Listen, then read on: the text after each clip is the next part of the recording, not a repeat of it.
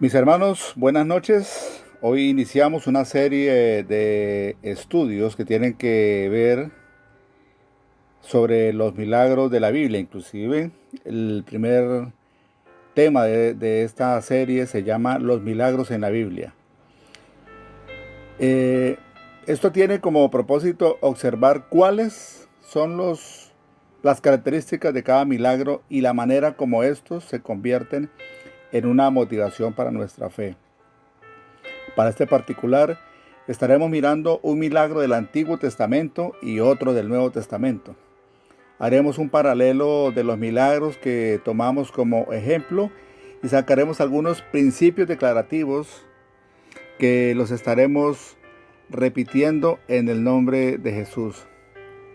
Hoy empezaremos con el estudio de Segunda de Reyes capítulo 5 y Mateo capítulo 8. Estos textos hablan de los milagros obrados en dos leprosos. En el Antiguo Testamento, el general Naamán, y la de un leproso que no tiene su nombre en el Nuevo Testamento. Al estudiar estas dos sanidades, vamos a encontrar algunos elementos que nos ayudarán a crecer en nuestra fe, ¿no? El primer común indicador que vamos a encontrar es que hay una necesidad. En esos milagros hay una necesidad. Mateo 8:1 dice: Cuando descendió Jesús del monte, le seguía mucha gente, y aquí vino un leproso y se postró ante él diciendo: Señor, si quieres puedes limpiarme. Y en Segunda de Reyes capítulo 5 dice el versículo 1: Naamán, general del ejército del rey de Siria, era varón grande delante de su señor y lo tenía en alta estima, porque por medio de él había dado Jehová salvación a Siria. Era este hombre valeroso en extremo, pero leproso. Los dos textos muestran una necesidad. En Mateo, la gente que busca a Jesús donde va el leproso está viviendo situaciones adversas que no las pueden solucionar en sus capacidades, sino en las que vienen del Señor, en las que vienen de Dios. Y en Segunda de Reyes nos habla de un hombre exitoso. Era un general de la República, ¿no? Como diríamos actualmente, pero que estaba con una marca en su cuerpo, la lepra. El pasaje dice que era en extremo leproso. Ahora, cada vez que pasemos necesidades que no están en nuestras manos solucionar, debemos recordar, mis hermanos, este pasaje.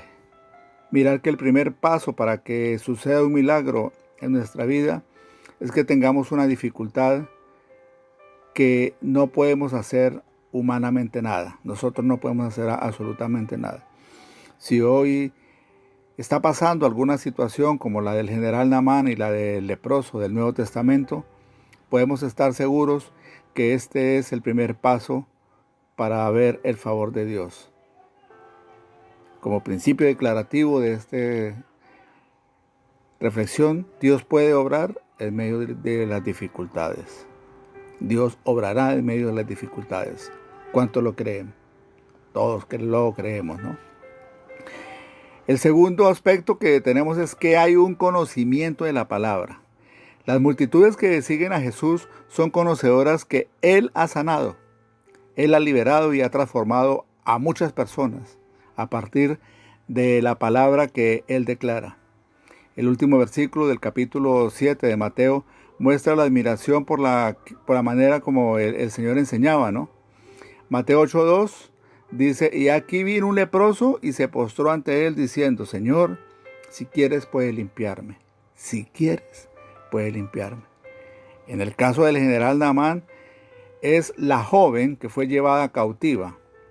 Es la que por medio de su testimonio cuenta la grandeza de su Dios y cómo en su tierra hay un profeta que el Señor utiliza. Al respecto, la palabra de Dios dice: Esta dijo a su señora, en Segunda de Reyes, capítulo 5, versículo 3, si rogase mi señora al profeta que está en Samaria, él lo sanaría de su lepra. Mire esa seguridad, ¿no? Entrando Naamán a su señor, le relató diciendo: así y así ha dicho una muchacha que es de la tierra de Israel. Podemos entonces, mis hermanos, decir que cuando se va a dar un milagro, una de las bases de este acto soberano de Dios es que exista el fundamento de la palabra. Nada va a suceder en nuestras vidas si no está ligado a la palabra de Dios. Por eso la importancia de leer la Biblia, meditar en ella y capacitarnos en las Escrituras para poder apropiarnos de las verdades que son para nosotros. El pastor ayer nos compartía en una reflexión que si nosotros hacemos el tamizaje espiritual, ¿lo estamos haciendo? No, cada uno responda en su pensamiento, en su conciencia. Principio declarativo de esta segunda parte. Al conocer la palabra de Dios, me apropio de llaves que abren milagros en mi vida. El tercer aspecto que encontramos es la manera que los corazones de las personas son tratados en la prueba y su manera de entender a Dios en medio de ella. El leproso es una persona que lo presenta a Mateo de manera humilde y rendida a los pies del Señor. El versículo 2 dice: y aquí vino un leproso y se postró ante él, diciendo: Señor, si quieres puedes limpiarme. Este es un cuadro que nos conecta con lo que realmente es una puerta abierta espiritualmente para que sucedan los milagros. Este hombre está humillado, haciéndose dependiente del Señor. Cuando llegamos a este estado, mis hermanos, las situaciones se hacen otras. El profeta dijo: el corazón contrito y humillado no desprecias tú. Amén.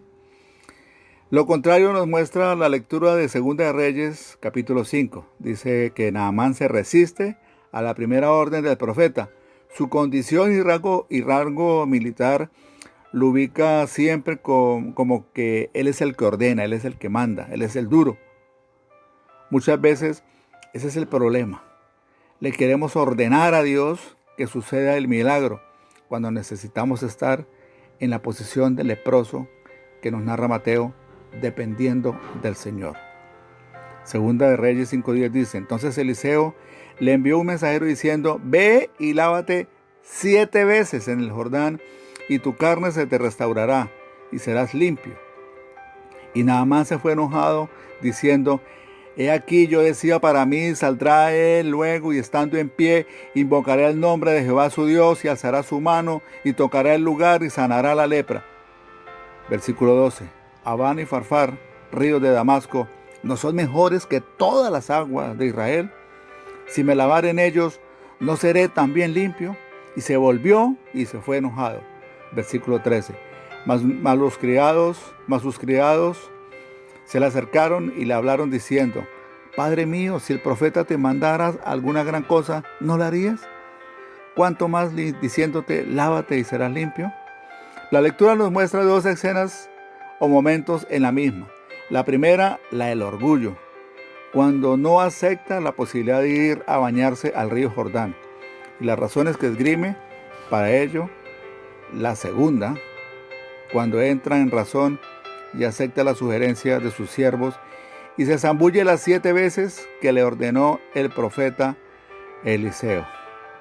Podemos decir entonces que un paso importante para que suceda el milagro es cuando estamos dispuestos a rendirnos al Señor y a aceptar su poder y voluntad en nuestras vidas. Cuando no tenemos ninguna objeción, sino que decimos, como dice el leproso de Mateo: si quieres puedes limpiarme. El Señor va a obrar en nuestras vidas. Principio declarativo de la parte 3. El corazón humilde acepta la voluntad de Dios, aunque no la entienda. Y cuarto y último paso es la voluntad de Dios de sanar, acompañado por la obediencia en el tiempo perfecto de Él. Al tomar los 2 versículos en un solo cuadro, se puede ver que la voluntad del Señor es sanar. La frase quiero, sé limpio, nos ayuda a tener esperanza en las adversidades.